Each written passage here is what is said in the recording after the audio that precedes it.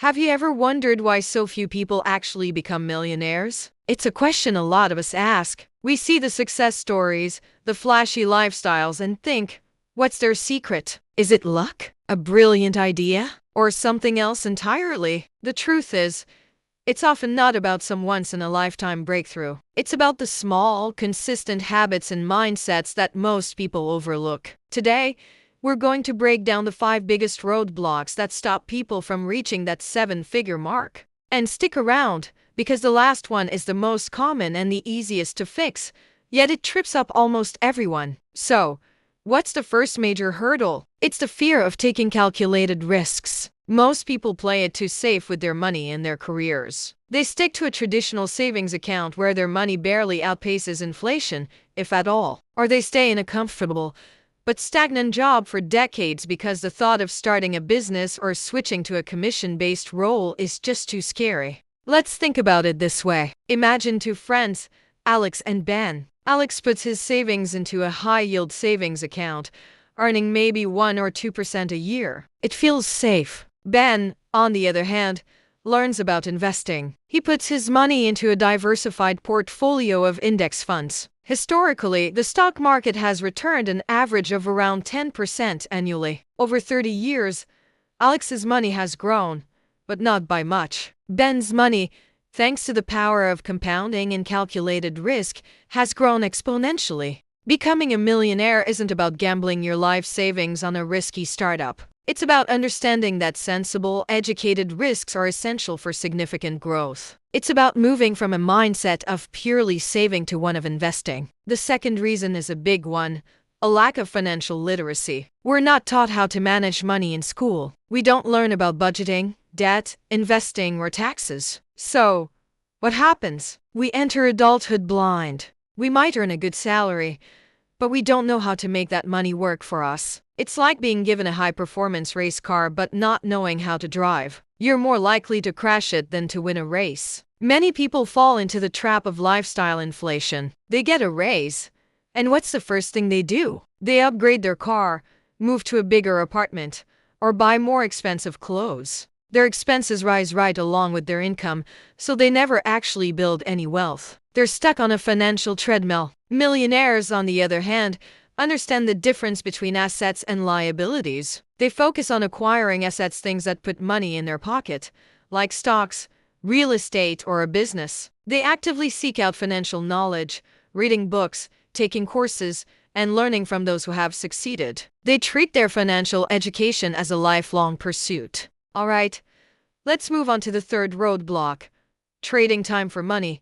And only trading time for money. Most of the world is paid this way. You work an hour, you get paid for an hour. The problem? There are only 24 hours in a day. You can't work more than that. This puts a hard cap on your earning potential. You can be the best doctor, lawyer, or consultant in the world, but if you're only paid for your direct time, you will eventually hit a ceiling. Now, look at how the wealthy build their fortunes. They create systems that generate income without their direct hour-for-hour involvement. This is called leverage. They write a book or create an online course, which can be sold thousands of times over while they sleep. They build a business with employees who handle the day-to-day operations. They invest in real estate that generates rental income month after month. The key is to detach your income from your time. You can start small. Maybe it's a side hustle that you can automate, or investing in dividend-paying stocks. The goal is to build streams of income that are not solely dependent on you showing up and clocking in. It's about working smart,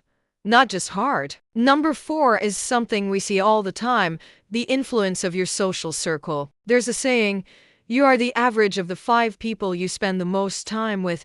This is incredibly true when it comes to your finances. If your friends are constantly going out for expensive dinners, taking lavish vacations they can't afford, and have a you only live once attitude towards spending, it's incredibly difficult to be the one person who says, "No, I'm saving for my future."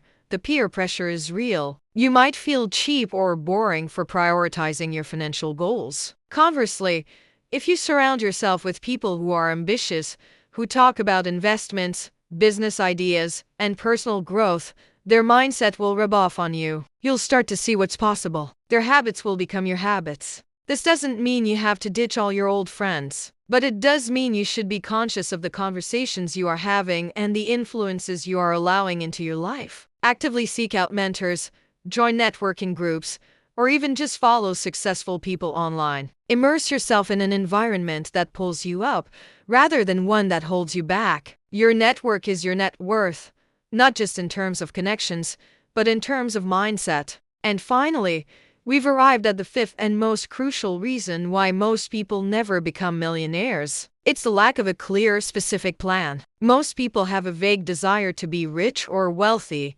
but what does that even mean? It's a wish, not a goal. It's like getting in a car and saying, I want to go somewhere nice, without a map or a destination. You'll just drive around aimlessly. Aspiring millionaires, on the other hand, have a plan. They define what millionaire means to them. Is it $1 million in investments? $1 million net worth? They get specific. Then, they reverse engineer it. They ask, okay, to have $1 million in 20 years, how much do I need to invest each month, assuming an average rate of return? Suddenly, that huge, intimidating goal becomes a manageable monthly action. It becomes real. They break it down even further into weekly and daily habits. Instead of I want to save more, it becomes I will automatically transfer $500 to my investment account on the first of every month. This isn't just about money. It applies to everything. Instead of I want to start a business, it's this week, I will research 3 potential business ideas and outline a basic business plan for one of them. A dream written down with a date becomes a goal. A goal broken down into steps becomes a plan. A plan backed by action becomes reality. This is the single biggest differentiator. It's not about genius or luck. It's about discipline and execution. So, let's recap the 5 roadblocks: playing it too safe and avoiding calculated risks, a lack of financial education, only trading time for money, being influenced by a negative social circle, and the biggest one, not having a specific, actionable plan. The good news is that every single one of these is within your control. You can choose to learn about investing. You can create a budget and track your spending. You can start a small side hustle to build a new income stream. You can seek out positive influences. And you can sit down today, right now, and write down your financial goals and the first few steps to get there. Becoming a millionaire isn't a mystery reserved for the lucky few. It's a formula. It's a process. It takes time, discipline, and a willingness to learn and adapt. But it is absolutely achievable. The journey of 1,000 miles begins with a single step. What will your first step be? Thanks for watching. If you found this helpful, give it a like and subscribe for more content on building wealth and living a better life. See you in the next one.